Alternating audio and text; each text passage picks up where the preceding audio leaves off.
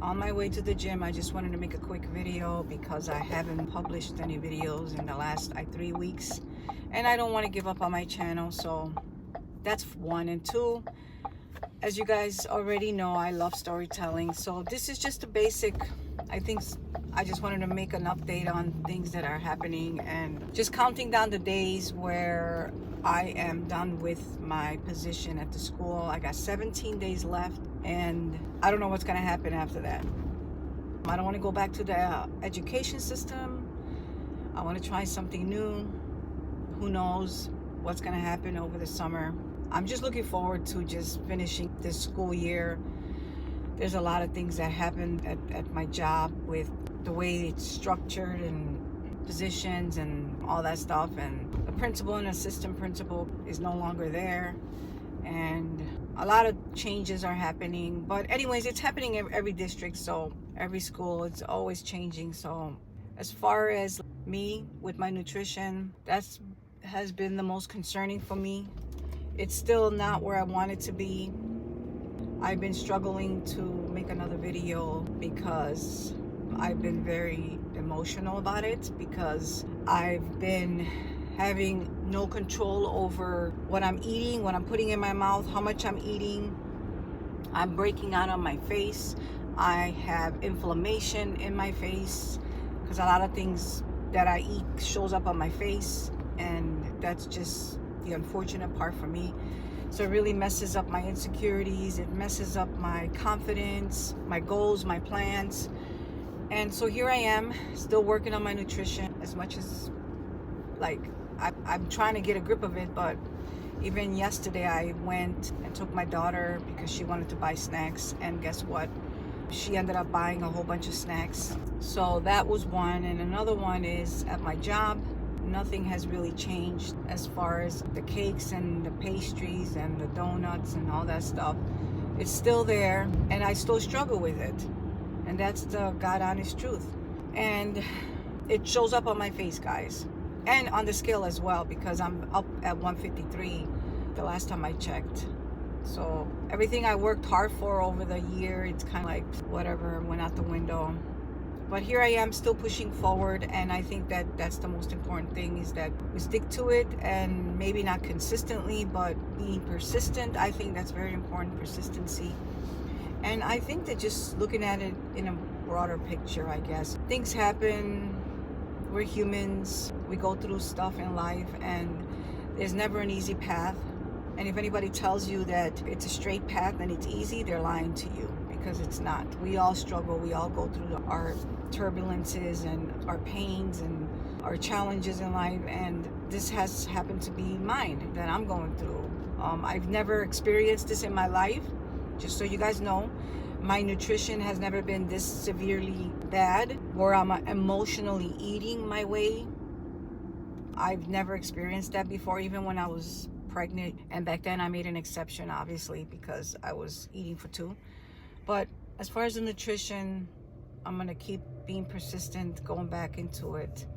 My weight training has been, for the most part, it's been okay. I've been hitting the gym every morning before I go to work, and just staying with that as far as my strength is concerned, and working on my physique, because I don't want to keep saying this, but I'm gonna say it, and I will say something after it, for my figure competition goal. The thing that I've learned, that I don't want to have an excess importance to my goals, because for some reason, when you have too much importance on your goals, it just becomes an addiction, almost like that's all you think about. And then it's just, I don't know, it just doesn't play out like that in my life because of things that I'm going through. I don't know. So now I'm just like, just stay at it, Erica, and eventually it will unfold as it should.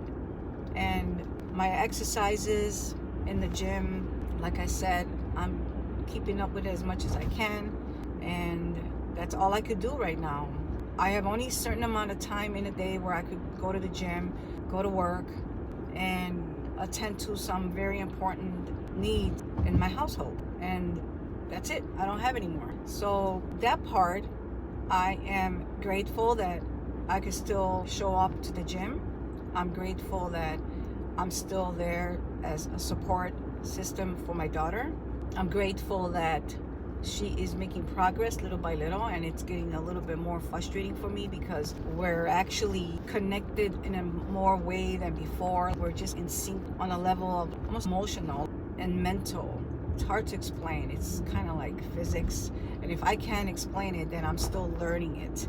So it's hard for me to explain it on a cellular level right now because I'm still trying to learn it myself, and I'm applying it right now. So as far as the kittens are concerned, that was another sad moment for me because, as I said, that I was looking to adopt those 2 kittens. I met them. This is my first time doing an adoption. I don't know how the system works. I don't know how it operates. I just got connected to this person. I went to her house. I called the 2 kittens, and she told me to, she texted me a few days later saying, oh, you got to fill out an app because I'm going to get their shots and it's going to go through an adoption. And I was confused because I thought that I'm just going to give her the money and then I'm taking the kittens. And then I was like, okay, no problem. She emailed it to me. I think 2 days later or 3 days later, I submitted the application to adopt those 2 kittens. And unfortunately, someone got to me before my application. I think went in on the 1st, and that person's went in on the 27th. And supposedly the way it works is that it goes by first comes, first serve, whoever gets the app in first. And unfortunately, or he got his app in before me. And I was told that if they get approved, then they don't even go further. And they never even emailed me back. It's just every time I call, leave a message because I'm curious. I want to know what's going on. What are my chances? Why am I competing with somebody else? I don't want to compete with anybody. There's more than enough kittens out there for everyone that wants to adopt kittens. So that's another thing that I had to detach myself from, the idea of having those 2 kittens that I was already falling in love with and calling them our new family members. But again, they were 4 weeks old or 3 weeks old. Now they're 6 weeks old, and they're supposed to be going, they're still with their mom until I think 8 weeks or something like that. And I don't know what's going to happen. That's still in the air. Every time I call, leave a message, they don't reply. They say that they're very busy, which I understand. I was told it's kitten season, but I am not going to worry about it because, like I said, there's more than enough kittens out there. I'm not going to, this is my first time actually going through the process of adopting an animal. So I don't know how that works, and I'm learning. And it was frustrating, it was emotional. I cried because I didn't understand why is this happening to me. But then I came to an understanding that it's meant for somebody else. Maybe there's another 2 kittens available somewhere else, or you just got to be patient. It's just not your time, whatever it is. And besides the fact that we might be moving, I might not sign my lease again. My lease is up next month. I might not sign it. Maybe there's a reason for that, for me to look for another place that doesn't accept animals. I don't know. I don't question why. I just go with the flow of things, and it should unfold as it should. That's just the way it should work for everything in our lives. We shouldn't force things.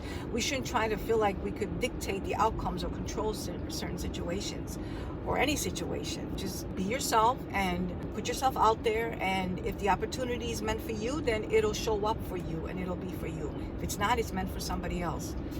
So we don't know where we're moving. We might stay. I don't know yet. It's still up in the air. I'm very cautious about making any major moves right now with regards to what I'm going through at home with my daughter. She's getting better, but I don't know if I'm ready to make any moves like that. I guess we'll see. Things are pretty tight right now because I'm the only income, I'm the bread maker in the house, although my oldest actually has been contributing and helping me financially, God bless him, but still like a struggle. So she's not working yet. She's still looking. She's, by the way, volunteering right now, which is actually a benefit for her because she goes out there and engages with people and socializes and connects and does use her cognitive abilities to do certain small tasks, which she's going to need when she gets a job. This is a good starting point for her to start fresh, to practice. And so I am looking forward to the summer and see what's going to unfold for me, how things are going to play out. And I'm at the gym now, so I will end this video. I will try to get some back exercises done and do some biceps. maybe do some cardio, because like I said, I've gained so much weight, guys. I've been going to the indoor track and I haven't been able to run 25 minutes. So that's been another sad part for me too. I've been pretty emotional about that, because I went from 25 minutes to down to 10, 15, because I can't keep up, because my nutrition is so messed up. And when you're eating like shit, guys, your performance is gonna show up. It's gonna perform. Your performance is gonna be like shit. And that's just the reality of it. And I understand how that works. So what I'm gonna do, what I'm gonna do is I'm just gonna slowly introduce my running back into my routine, because I haven't been feeling myself lately. Like I said, it's been really rough. So that's just my latest. So I guess here goes to video 91. Take care.